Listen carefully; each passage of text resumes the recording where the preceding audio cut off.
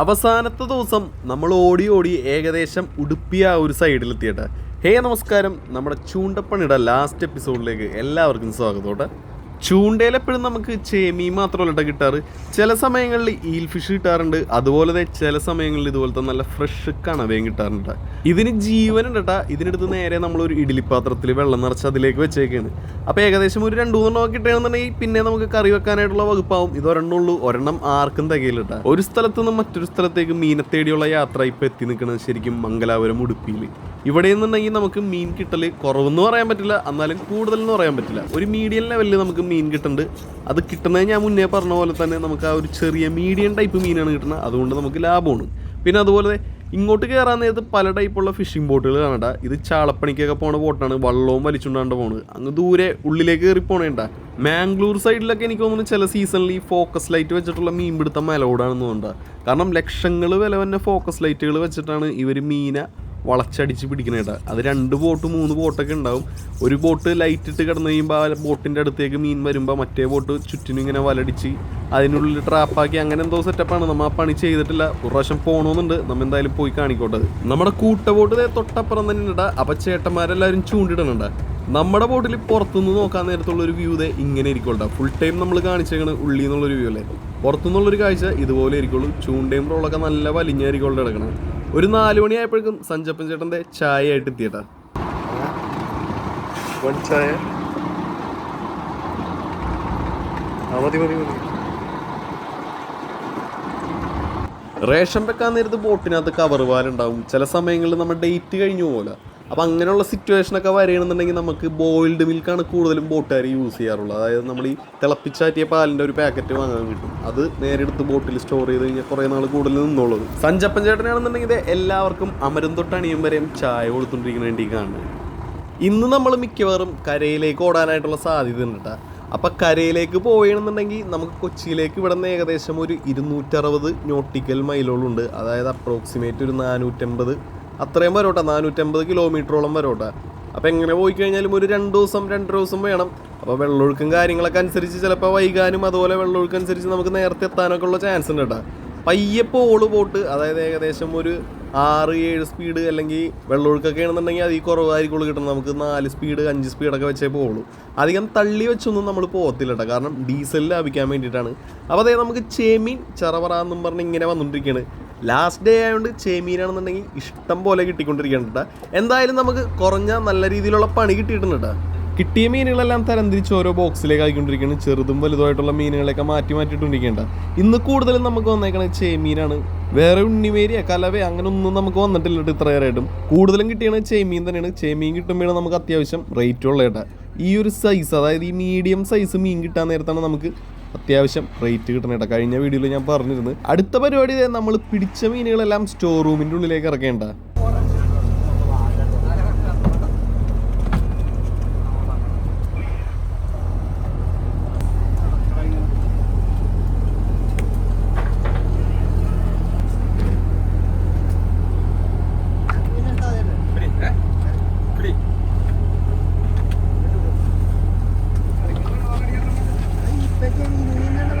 ബോട്ടിൻ്റെ സ്റ്റോർ റൂമിൻ്റെ ഉൾഭാഗം കൊണ്ടേക്കാണ്. അതായത് നമ്മൾ പിടിക്കണ മീനെല്ലാം നല്ല ഭദ്രമായിട്ട് വെക്കണ സ്ഥലം. അപ്പോൾ ഇവിടെ നമ്മൾ ശരിക്കും പറഞ്ഞു കഴിഞ്ഞാൽ ഐസ് മാത്രമേ ഉള്ളൂ, അല്ലാതെ യാതൊരു രീതിയിലുള്ള കെമിക്കലോ കാര്യങ്ങളൊന്നും ആഡ് ചെയ്യാനുള്ള ചീത്തായി പോകാതിരിക്കാനായിട്ട്. അതിപ്പോൾ അകലെയുള്ളവരാണ് ഒരുപാട് പേര് കെമിക്കൽ ആഡ് ചെയ്ത് വന്നെന്നൊക്കെ പറയണത്. ഇവിടെ നിന്ന് ബോട്ടിൽ കടലിൽ പിടിച്ച് നേരെ കൊണ്ടുപോയിട്ട് കച്ചവടക്കാർക്ക് മറിച്ച് കഴിഞ്ഞാൽ പിന്നെ ഈ ഒരു മീനായിട്ട് യാതൊരു ബന്ധം ബോട്ടുകാർക്ക് അല്ലെങ്കിൽ അതിൻ്റെ മുതലാളിക്ക് പണിക്കാർക്കായില്ല. പിന്നെ ആ സാധനം നിങ്ങളിലേക്ക് എത്തുന്ന കച്ചവടക്കാർ വഴിയാണ്. 5-10 ദിവസമൊക്കെ നമ്മൾ പിടിക്കണം മീൻ നല്ല ഫ്രഷ് ആയിട്ട് തന്നെ ഇരിക്കട്ടെ. കാരണം നമ്മൾ അങ്ങനത്തെ ഒരു രീതിയിലാണ് ബോട്ടിലെ സ്റ്റോർ റൂം പണിതേക്കണത്. നല്ല പഫെല്ലാം ചെയ്ത് എയർ ടൈറ്റിൻ്റെ ആ ഒരു രീതിയിലാണ് നമ്മൾ ഈ സ്റ്റോർ റൂമിൻ്റെ ബേക്കിംഗ് എന്ന് വെച്ച് കഴിഞ്ഞാൽ. 10 ദിവസമൊക്കെ കടലിൽ കിടന്ന് വരാൻ നേരത്ത് ചീത്തായ മീനാണ് നമ്മൾ വിൽക്കണമെന്നുണ്ടെങ്കിൽ നമുക്ക് പൈസ കിട്ടും? ഒരിക്കലും കിട്ടില്ല. കാരണം എന്തോരം ചവിട്ടാൻ പറ്റുമോ അത്രയും ചവിട്ടിയേ അവർ തരുള്ളൂ. അതുമാത്രമല്ല 30 ദിവസം പോണ ഗിൽനെറ്റ് ബോട്ടാണെങ്കിൽ പോലും അതിനകത്ത് ഞാൻ എപ്പോഴും പറയുന്നു, ഇപ്പോൾ ആദ്യം പിടിച്ച മീനുകൾ വളരെ മോശമായ മീനുകളൊന്നും നമ്മൾ ഒരിക്കലും കറിക്കായിട്ട് ഉപയോഗിക്കത്തില്ല. അതവർ കോഴിത്തീറ്റ അങ്ങനത്തെ എന്തോ വളങ്ങൾ ഉണ്ടാക്കാനായിട്ടാണ് കൂടുതൽ ഉപയോഗിക്കുന്നത്. പിന്നെ ആ ബോട്ടിൽ പിടിക്കുന്ന മീനുകൾ നമ്മുടെ നാട്ടിലേക്ക് തന്നെ വളരെ ചുരുക്കം മാത്രമുണ്ട്. കാരണം കൂടുതലും കയറ്റിയൊക്കെയാണ് ചെയ്യുന്നത്. നമ്മുടെ ഈ ക്യാൻഡ് ട്യൂണ അങ്ങനത്തെ സംഭവങ്ങളൊക്കെ എഡിബിളായിട്ടുള്ള ഫിഷസ് മാത്രം അങ്ങനെ കയറ്റിയായിക്കോട്ടെ. അല്ലാത്തത് ഈ പറഞ്ഞ പോലെ കോഴിത്തീറ്റ അങ്ങനെയുള്ള സംഭവങ്ങൾ വളങ്ങൾ ഉണ്ടാക്കാൻ വേണ്ടിയാണ് കൂടുതലും പോണേട്ടാ. ബോട്ടിൽ ഇത്രയും പേരുണ്ടെന്നുണ്ടെങ്കിലും സ്റ്റോർ റൂമിൽ ഇറങ്ങാനായിട്ട് 2-3 പേരെ കാണുള്ളൂ. സ്റ്റോർ റൂമിൽ ഐസ് പൊട്ടിക്കാനും കറക്റ്റായിട്ട് ഐസ് ചെയ്യാനൊക്കെ അറിയണം. അല്ലാന്നുണ്ടെങ്കിൽ മീൻ ചീത്തായി പോകട്ടെ. കട്ട പിടിച്ചിരിക്കണ ഐസിനെ പൊട്ടിച്ച് ചെറിയൊരു ബേസ് പോലെ നമ്മൾ ഉണ്ടാക്കിയത് അതിൻ്റെ മുകളിലേക്ക് നമ്മൾ പിടിച്ച ആ ഒരു ചെമ്മീൻ ഇട്ട് കൊടുക്കേണ്ട ചെയ്യണം. അതിൻ്റെ മുകളിൽ വീണ്ടും ഐസ്. ഓവറായിട്ട് മീൻ അട്ടിയിട്ട് മുകളിൽ ഇട്ടില്ല, കാരണം മീൻ ഉടഞ്ഞു പോവും. അപ്പോൾ നമുക്ക് വില കിട്ടില്ല. അതുകൊണ്ട് ഒരു ലിമിറ്റ് വെച്ച് ചിലപ്പോൾ 1-2 പലക വെച്ചിട്ടുള്ള ഒരു കള്ളിയിലെ മീൻ എടുത്തോളട്ടെ. അത് കഴിഞ്ഞ് കഴിഞ്ഞാൽ പിന്നെ അടുത്ത കള്ളിയിലേക്ക് നമ്മൾ മീൻ അടിക്കാനായിട്ട് തുടങ്ങും. ഓരോരോ സ്ലോട്ടുകളുണ്ട്. ആ ഓരോരോ സ്ലോട്ടുകൾ നമുക്ക് മീൻ സ്റ്റോർ ചെയ്യാനായിട്ടുള്ള സ്ലോട്ടുകളാണ്. ഇതുപോലെ പലക ഇടയിലേക്ക് ഇങ്ങനെ ഇറക്കിയിട്ട് കഴിഞ്ഞാൽ അവിടെ ഒരു ബോക്സ് പോലെ ആവും. ആ ബോക്സിൻ്റെ ഉള്ളിലാണ് നമ്മൾ ഐസിട്ട് ഇങ്ങനെ നിറച്ചിട്ട് അതിൻ്റെ മുകളിലേക്ക് മീനിട്ട് വീണ്ടും ഐസിടുന്നത്. ഇപ്പോൾ 2-3 പലകയൊക്കെ മാക്സിമം ഒരു കള്ളിയിൽ നമ്മൾ ഇടോട്ടെ. കാരണം ഈ മീൻ ഡാമേജ് വന്നു കഴിഞ്ഞാൽ ഇതിൻ്റെ വില ഭയങ്കരമായിട്ട് കുറയോട്ടെ. മീൻ ഓവറായിട്ട് കിട്ടുകയാണെന്നുണ്ടെങ്കിൽ നമ്മൾ കള്ളിയും ഫ്രഷ്നെസ്സും ഒന്നും നോക്കിലിട്ട മുകളിൽ അടിച്ചു പോകും. ഇപ്പോൾ നമുക്ക് ഈ പറഞ്ഞ പോലെ ഉള്ള മീൻ നല്ല പക്ക ഫ്രഷായിട്ട് കൊടുക്കാനായിട്ട് പറ്റണം. അപ്പോൾ അതുകൊണ്ടാണ് നമ്മളിങ്ങനെ അടിച്ചടിച്ച് പോകുന്നത്. അപ്പോൾ ഇതിന് അത്യാവശ്യം വിലയും കിട്ടും. ചൂണ്ടപ്പണിക്ക് പോണ ബോട്ടുകളുടെ മീൻ എന്ന് പറഞ്ഞു കഴിഞ്ഞാൽ ഒരു പ്രത്യേക വിലയാണ്. വലപ്പണിക്ക് പോണ ബോട്ടുകളുടെ മീൻ പോലെ അല്ല കേട്ടോ. ചൂണ്ടപ്പണിക്ക് കിട്ടുന്ന മീൻ, ചൂണ്ടയിൽ കിട്ടുന്ന മീൻ എന്ന് പറഞ്ഞാൽ അത്രയ്ക്ക് ഫ്രഷ് ആയിരിക്കുള്ളൂ എന്നാണ് പറയുന്നത്. ഇടയ്ക്ക് ഇതുപോലത്തെ ഐസും കട്ടയൊക്കെ കിട്ടുമ്പോൾ തല്ലി പൊട്ടിച്ചിട്ട് ഇതുപോലെ നമ്മുടെ മീനിൻ്റെ മുകളിലേക്ക് ഇട്ട് കൊടുത്തു കഴിഞ്ഞാലല്ല സാധനം അവിടെ സെറ്റായി കിടന്നോളൂട്ടെ. പിന്നെ 1-2 ദിവസമൊക്കെ എത്തുമ്പോൾ ജസ്റ്റ് ഒന്ന് ഇറങ്ങി നോക്കുക. കാരണം അന്തരീക്ഷത്തിലെ ചൂട് കാരണം മെൽറ്റ് ആവാനായിട്ടുള്ള സാധ്യത ഉണ്ട്. ഐസ് വലിയ രീതിയിലല്ല, ചെറിയ രീതിയിൽ മെൽറ്റായി പോകും. അപ്പോൾ ഇതുപോലെ പൊട്ടിച്ചൊന്നുകൂടി ഒന്ന് നമ്മൾ റീഫിൽ ചെയ്ത് അതിൻ്റെ മുകളിൽ ഇട്ട് കൊടുത്താൽ മതി കേട്ടോ.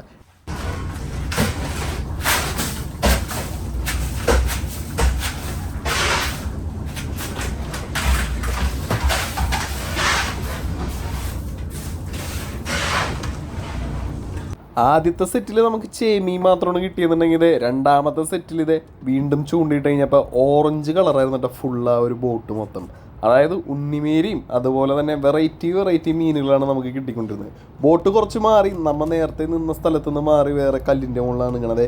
ഇതൊക്കെ നോക്കിയാൽ കല്ലിൻ്റെ മുകളിൽ കാണുന്ന മീനാണ്. എങ്ങനെയുണ്ട് സംഭവം? കലവേ, ഉണ്ണിമേരിയും ചെമ്മീനും പിന്നെ നമ്മുടെ ബറക്കുട അതായത് ഊളാവ് പിന്നെ മോതയൊക്കെ കിട്ടിയിട്ടാണ് നമുക്ക് ഈ പ്രാവശ്യം. മോത നല്ല ടേസ്റ്റുള്ള മീനാണ്. കൂടുതലും അണ്ണന്മാർക്കാണ് കിട്ടണമെന്നുണ്ടെങ്കിൽ അവർ ബിരിയാണി വെക്കാനായിട്ടാണ് എടുക്കുള്ളൂ. ഇത് നോക്കി നിരനിരയായിട്ട് ഇത് ചെമ്മീൻ മഞ്ഞ നോക്കി.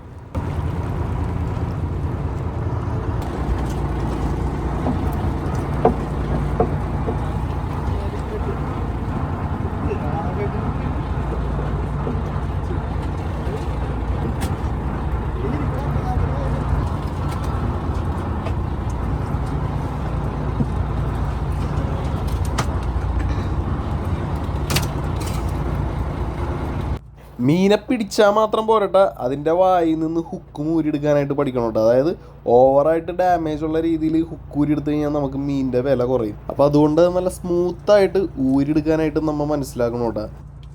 ചെമ്മീൻ പോലത്തെ മീനുകളൊക്കെ നമ്മുടെ വലയിൽ പിടിച്ചു കഴിഞ്ഞാൽ അധികം ഫൈറ്റ് ഉണ്ടാവില്ല കേട്ടോ. ഇങ്ങനെ ചത്ത പോലെ ഇങ്ങനെ കിടക്കും. അധികം ഫൈറ്റ് ചെയ്യില്ല. ചൂണ്ടിട്ട് അങ്ങോട്ടും ഇങ്ങോട്ടൊന്നും ഓടിക്കില്ല കേട്ടോ. ചില സമയങ്ങളിൽ ഈ സ്രാവും അതുപോലെ ഈ ചൂരയൊക്കെ പിടിക്കാറുണ്ട്. അതുങ്ങളൊക്കെ ആണെന്നുണ്ടെങ്കിൽ നല്ല രീതിയിൽ ഫൈറ്റ് ചെയ്ത് വേണം കേട്ടോ നമ്മൾ ബോട്ടിലേക്ക് വലിച്ചു കയറ്റാനായിട്ട്. വലുതൊക്കെ ആണെന്നുണ്ടെങ്കിൽ പിന്നെ പറയേ വേണ്ട, നല്ല പാടായിരിക്കുള്ളൂ നമുക്ക് വലിച്ചു കയറ്റാനായിട്ട്. ഒരുപാട് സമയം പോകും. കാരണം ഒറ്റടിക്ക് നമ്മൾ വലിച്ചു കഴിഞ്ഞാൽ ചിലപ്പോൾ അത് ആ റോളും പൊട്ടിച്ച് പോയി കളയും. അതുകൊണ്ട് അങ്ങോട്ടും ഇങ്ങോട്ടൊക്കെ നിങ്ങൾ ഓടിച്ച് അവശതാക്കിയതിന് ശേഷമാണ് നമ്മൾ ബോട്ടിലേക്ക് വലിച്ചു കയറ്റുള്ളൂ.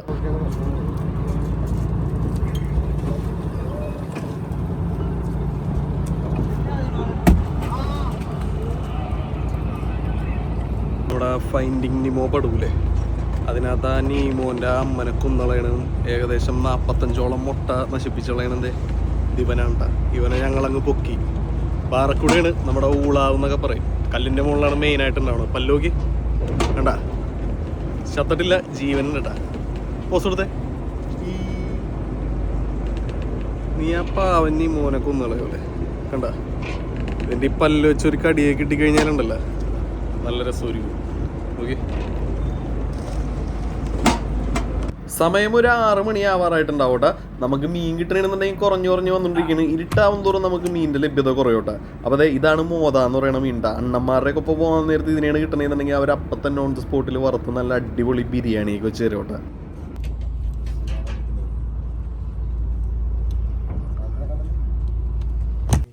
ഇതാണ്ട കടൽമാക്രി എന്ന് പറയണ മീൻ, അതായത് നമ്മുടെ പൊത്തൽ പേത്ത എന്നൊക്കെ പറയും. ഇതിൻ്റെ പല്ല് നോക്കിയേ, മൂങ്ങനെ കൂട്ടത്തെ പല്ലാണ്ട, നല്ല ഷാർപ്പാണ്. ഒരു കടി കിട്ടിക്കഴിഞ്ഞാൽ കിട്ടിയതായിരിക്കും ഉണ്ട്. ഇതുങ്ങളെ കഴിക്കുമെന്ന് കേട്ടോ. അത് മാത്രമല്ല ഈ മീനുകളും പഫ് ചെയ്ത് വീർക്കുകയും ചെയ്യട്ടെ ശത്രുക്കളിൽ നിന്ന് രക്ഷപ്പെടാനായിട്ട്. അപ്പോൾ അതേ അടുത്ത മോദന കിട്ടിയിട്ടുണ്ട്. ഇതിനെ നമ്മൾ മാറ്റി വെക്കേണ്ട, കാരണം ഇനിയിപ്പോൾ 2 ദിവസം ഓടാനുണ്ടല്ലോ. അപ്പോൾ നല്ല അടിപൊളി മോദക്കറി കൂട്ടിയൊക്കെ ഒരു പിടുത്തം പിടിച്ചിട്ട് നമുക്ക് പോകാം. എന്തായാലും വെക്കോന്നറിയില്ല, ചിലപ്പോൾ ഒക്കെ ഇരിക്കും, നമുക്ക് നോക്കാം. എന്തായാലും അടുത്ത പൊത്തൽ കയറി വന്നിട്ടാ. ഇതുങ്ങൾ കയറി വന്നു കഴിഞ്ഞാൽ മറ്റുള്ള മീനുകൾ വന്ന് കടിക്കില്ലട്ടാ. കണ്ട ഇഷ്ടം പോലെ നമ്മുടെ ചൂണ്ടയിൽ വന്നിട്ട് ഇവന്മാർ ഇടയ്ക്കിടയ്ക്ക് ഇങ്ങനെ തവളര കൂട്ടത്തൊരു ഒച്ചയും ഉണ്ടാക്കോട്ടെ. സമയം ഒരു 7 മണിയൊക്കെ ആയിട്ടാ. നമുക്ക് മീനിൻ്റെ ലഭ്യത കുറഞ്ഞിട്ടുണ്ട്. എന്തായാലും ഇപ്പം തന്നെ നമ്മൾ ഓട്ടം തുടങ്ങും നാട്ടിലേക്കുള്ള. ഇവിടെ നോക്കി ഒരു ഹാഫ് മൂൺ വന്നിങ്ങനെ നിൽക്കണുണ്ട്. അപ്പോൾ എന്തായാലും ലാസ്റ്റത്തെ ആ ഒരു സെറ്റ് ഇവരിട്ട് നോക്കിയാണ് മീൻ പിടിക്കണ്ടായില്ലേ എന്ന് അറിയാനായിട്ട്. പിടിച്ചു കഴിഞ്ഞാൽ ചിലപ്പോൾ ഇന്നും കൂടി നമ്മൾ നിൽക്കുമെന്നാണ് പറഞ്ഞത്. പിടിച്ചില്ല എന്നുണ്ടെങ്കിൽ നേരെ നാട്ടിലേക്ക് ഓടും. കാരണം ഇന്ന് ഓടിക്കഴിഞ്ഞാലേ നമുക്ക് 2 ദിവസം കൊണ്ട് നമുക്ക് കൊച്ചി പിടിക്കാൻ പറ്റുള്ളൂ കേട്ടോ. അങ്ങ് ദൂരെ നോക്കി നല്ല അടിപൊളി ഒരു സൂര്യാസ്തമയം ഉണ്ട് ഈ കാണുന്നത്. നോക്കി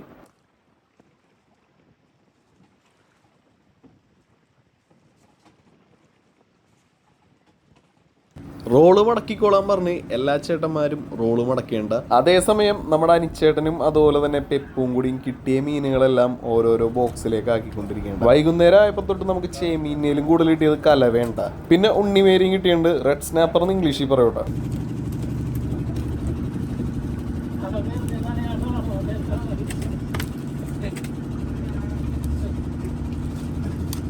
പതിവ് പോലെ തന്നെ ബോക്സുകളിൽ ഓരോ മീനുകളായിട്ട് നിറച്ചിട്ട് നേരെ ബോട്ടിൻ്റെ അണിയത്തേക്ക് കൊണ്ടുപോയിട്ട് നമ്മൾ നേരെ സ്റ്റോർ റൂമിൻ്റെ ഉള്ളിലേക്ക് ഇറക്കിയിട്ടാ. പിന്നെ എല്ലാ ദിവസവും നമ്മൾ പണി കഴിയാൻ നേരത്താണെന്നുണ്ടെങ്കിൽ നമ്മുടെ ബോട്ട് ശരിക്കും ഒരു വീട് പോലെയാണ് നോക്കണം. പണി ചെയ്ത സ്ഥലങ്ങളെല്ലാം നന്നായിട്ട് തേച്ചുരച്ച് കഴുകി വൃത്തിയാക്കിയതിന് ശേഷമാണ് ഇവരെല്ലാ ദിവസവും കിടന്നുറങ്ങാറ് പോലോട്ടാ. അപ്പോൾ എന്തായാലും നമ്മളിപ്പോൾ ഇന്ന് കരക്കോടി പോകണേണ്. അതുകൊണ്ട് തന്നെ നന്നായിട്ട് എല്ലാ സൈഡും തേച്ചുരച്ച് കഴുകി വൃത്തിയാക്കി ഇടേണ്ട ബോട്ട് ഇനിയിപ്പോൾ നേരെ ചെന്ന് നമ്മൾ മീൻ ഇറക്കാനായിട്ടുള്ളൂ കേട്ടോ. അപ്പോൾ ഇവിടെ നിന്ന് ഇപ്പം നേരെ ഒരു വിടൽ വിട്ട് കഴിഞ്ഞാൽ 2 ദിവസമാണ് കാണിക്കണത്. 260 ഞൊട്ടിക്കിലോളം ഓടാനായിട്ടുണ്ട്. നമ്മൾ നേരെ കര പിടിച്ചിട്ട് കരയെന്നാണ് ഓടാൻ പോണത്. കാരണം അങ്ങനെയാണെന്നുണ്ടെങ്കിൽ വെള്ളമൊഴുക്കിൽ നമുക്ക് കുറച്ച് സ്പീഡ് കൂടും, അതുപോലെ ഡീസലെത്തും കുറവായിരിക്കും ഉണ്ട്. രാത്രിയിലത്തെ ഫുഡ് കഴിച്ചുകൊണ്ടിരിക്കുകയാണ്. രാത്രി നമുക്ക് ചോറും കടല അല്ലെങ്കിൽ പയറാണ്ട കഴിക്കാനായിട്ട്. അപ്പോൾ ഉച്ചക്ക് മാത്രമേ ഉള്ളൂ മീൻ കറി ബോട്ടിനകത്ത്. അപ്പോൾ അതെല്ലാവരും ഇന്ന് കഴിച്ചുകൊണ്ടിരിക്കുകയാണ്. ഇന്നെല്ലാവരും ഉറങ്ങാനായിട്ട് കുറച്ച് ലേറ്റ് ആവും, കാരണം പണിയെല്ലാം ഒതുങ്ങിയല്ല. ഇനിയിപ്പോൾ കരക്ക് പോകുമ്പോൾ വീട്ടിലേക്ക് ചെല്ലാൻ നേരത്തെ ഒരു പ്രത്യേക സന്തോഷമായിരിക്കുള്ളൂ. പള്ളിപ്പെരുന്നാളിന് ലൈറ്റ് ഇട്ടേക്കണ പോലെ ഉണ്ട് മംഗലാപുരം ബോട്ടുകൾ ഇവിടെ ലൈറ്റ് ഇട്ട് മീനെ വെയിറ്റ് ചെയ്ത് നിൽക്കണത്. ഇതാണ് ലൈറ്റ് ഇട്ടുള്ള പണി കേട്ടോ. ബാക്കിൽ വള്ളം കണ്ട, അതുപോലെ 2 ബോട്ട് ഇവിടെ കിടക്കുന്നുണ്ട്. 2 ബോട്ടും ഫുള്ള് ഫോക്കസ് ലൈറ്റ് ഇട്ടിട്ട്, അതും ലക്ഷങ്ങൾ വിലയുള്ള ലൈറ്റുകളാണ്ട ഇട്ട് ഇവിടെ വെയിറ്റ് ചെയ്ത് കിടക്കേണ്ട മീനെ പിടിക്കാനായിട്ട്. ഇനിയിപ്പോൾ വേറെ പരിപാടിയൊന്നുമില്ല. രാവിലെ ആകുമ്പോഴേക്കും കര പിടിക്കുമെന്ന് പറഞ്ഞ് അങ്ങനെ രാവിലെ ആയപ്പോഴേക്കും ഏകദേശം ആ ഒരു കാസർഗോഡ് ഭാഗമൊക്കെ ഞങ്ങൾ എത്തിയിട്ടാ. ആ സമയത്ത് വള്ളത്തിൽ കുറച്ച് ചേട്ടന്മാർ നമ്മുടെ അടുത്ത് വന്നിരുന്ന അവർക്ക് കറിക്ക് മീൻ ഉണ്ടെങ്കിൽ കൊടുക്കുമെന്ന് ചോദിച്ചിട്ട്. കാരണം അവർ വലടിച്ചിട്ടില്ല, മീനൊന്നും കാണാത്തതുകൊണ്ട് പണി മോശമായതുകൊണ്ട് ഇങ്ങനെ കിടക്കിയിരുന്നു. അങ്ങനെ അവർക്ക് കറിക്കും നമ്മൾ മീൻ കൊടുത്തിട്ടാ. അതിലാണെന്നുണ്ടെങ്കിൽ 2-3 പേര് നമ്മുടെ വീഡിയോ കാണുന്ന ആൾക്കാരായിരുന്നു, ഫോളോവേഴ്സാണ്. ഇനി ഞങ്ങളുടെ വള്ളത്തിലേക്ക് എന്താണ് വന്നതെന്ന് ചോദിച്ച് അവരവിടെ നിന്ന് ഇങ്ങനെ കൈവക്കി കാണിക്കുന്നുണ്ടായിരുന്നിട്ടാ. അങ്ങനെ അവരവരുടെ റൂട്ടിലേക്കും പോയി, നമ്മളാണെന്നുണ്ടെങ്കിൽ നമ്മുടെ റൂട്ടിലേക്കും പോയിക്കൊണ്ടിരിക്കേണ്ട. കടലിൽ നിന്ന് ഇങ്ങനെ നോക്കാൻ നേരത്ത് മലകൾ മൊത്തം കാണുന്ന ഒരു വ്യൂ എനിക്ക് കിട്ടിയാണ് കന്യാകുമാരി എന്ന് പോയപ്പോണ്ട. പിന്നെ നമുക്ക് കാണാറുണ്ട് നമ്മുടെ ഏഴിമല ഭാഗത്തേക്ക് പോകുന്നത്. ആ ഒരു സ്ഥലമുണ്ട് ഈ കാണുന്നത്. ശരിക്കും ഇവിടെ ഉള്ള നാട്ടുകാർക്ക് ഈ ഒരു സ്ഥലം ഇത്രയും ഭംഗിയോടെ കാണാനായിട്ട് കഴിയില്ല, കാരണം ഇങ്ങോട്ടൊക്കെ റെസ്ട്രിക്റ്റഡ് എൻട്രി ഉണ്ട്. നമ്മളെപ്പോലെ കടലിൽ പോണവർക്കാണ് ഈ ഒരു സ്ഥലത്തിൻ്റെ ഫുൾ വ്യൂ ഇങ്ങനെ നല്ല രീതിയിൽ ആസ്വദിച്ച് കാണാൻ പറ്റുള്ളൂ. ഒരു 3 കണവനെ കിട്ടിക്കഴിഞ്ഞപ്പോഴേക്കും നമ്മുടെ സഞ്ചപ്പൻ ചേട്ടനും അനിച്ചേട്ടനും നേരെ അതിനെ ഉച്ചക്കലത്തേക്കുള്ള കറി വെക്കാന്ന് പറഞ്ഞിട്ടാ. അങ്ങനെ നേരെ പുഴുങ്ങിയെടുത്തിട്ട് ചെറിയ ചെറിയ കഷ്ണങ്ങളാക്കി ഇങ്ങനെ കട്ട് ചെയ്തുകൊണ്ടിരിക്കണേണ്ടി കാണുന്നത്. നോക്കി കണ്ട 2-3 കണവുണ്ടായിരുന്നു, അത്യാവശ്യം നല്ല സൈസുള്ള ഉണ്ട്. അപ്പോൾ എല്ലാവർക്കും തികയണ രീതിയിലാണ് നമുക്ക് ഉണ്ടാക്കുന്നത്. കാരണം കണവക്കറി കൂട്ടേം വേണം, എന്നാലും എല്ലാവർക്കും തികയും വേണം കേട്ടോ.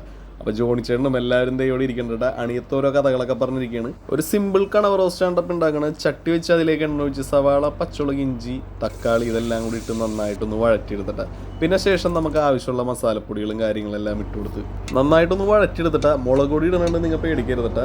കാശ്മീരി ചില്ലിയും അതുപോലെ നോർമൽ മുളക് പൊടിയാണ് ഇട്ടേക്കണത്. ഇതിൽ കളറ് മാത്രമേ ഉള്ളൂ, ശരിക്കും എരിവ് അത്രയ്ക്ക് വലുതായിട്ടില്ല കേട്ടോ. കളറ് നമ്മുടെ ഈ ബോട്ടിൽ എല്ലാ ചേട്ടന്മാർക്കും ഭയങ്കര ഇഷ്ടമാണ്. അതുകൊണ്ട് കുറച്ച് കാശ്മീരി ചില്ലി കൂടുതൽ ഈ ബോട്ടിൽ എപ്പോഴും ഇടും കേട്ടോ. അതിനുശേഷം നമ്മൾ പുഴുങ്ങി വെച്ചിരുന്ന ആ ഒരു കണവ നേരെ ആ ഒരു മസാലയിലേക്ക് ഇട്ട് കൊടുക്കട്ടെ.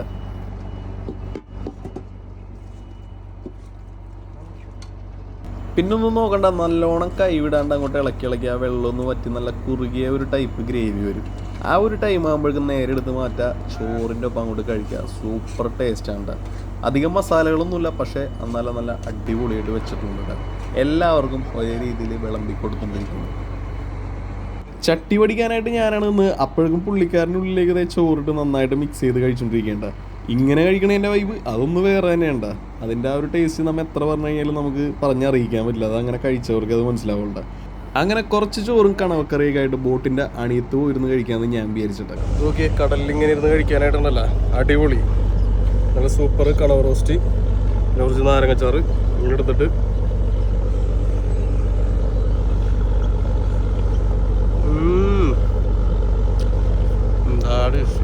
കൊള്ളാം. സൂപ്പർ. നമ്മുടെ തങ്കച്ചൻ ചേട്ടൻ സീനിയർ ആയിട്ടുള്ള സ്ട്രാങ് കണ്ട പുള്ളിക്കാരനിരുന്ന് കഴിച്ചുകൊണ്ടിരിക്കുകയാണ്.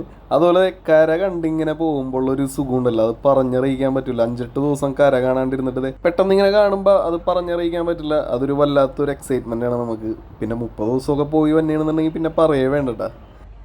മലയാളത്തിൽ ആരും കാണിച്ചിട്ടില്ല എന്ന് പറഞ്ഞ് ഈ ഒരു പണിയിലേക്ക് എന്നെ വിളിച്ചത് ഈ തൊപ്പി വെച്ച നമ്മുടെ സമ്പത്തേട്ടനാണ്ട. പുള്ളിക്കാരനാണ് നമ്മളെ ഈ ഒരു മീൻപിടുത്തം നിങ്ങളിലേക്ക് എത്തിക്കാനായിട്ട് സഹായിച്ചത്. പുള്ളിക്കാരന് ഒരുപാട് നന്ദിയേട്ടാ. അങ്ങനെ ഓരോ പറഞ്ഞ കാര്യങ്ങളെല്ലാം കഴിഞ്ഞ് ഒരു ദിവസം പിന്നിട്ട് ഞങ്ങൾ നേരെ കൊച്ചിയിലേക്ക് എത്തിയിട്ടാ. അപ്പോൾ വീണ്ടും ഒരു കിടുക്കാച്ചി വീഡിയോ ആയിട്ട് ഞാൻ നിങ്ങളുടെ മുന്നിലേക്ക് വരും. ഒരുപാട് നന്ദി സമ്പത്തേട്ടന് ഇങ്ങനെ ഒരു കാഴ്ച നമ്മുടെ വ്യൂവേഴ്സിനെ കാണിക്കാൻ പറ്റിയേട്ടാ. അപ്പോൾ വീണ്ടും കിടുക്കാച്ചി വീഡിയോ ആയിട്ട് വരാം. ടാറ്റാ.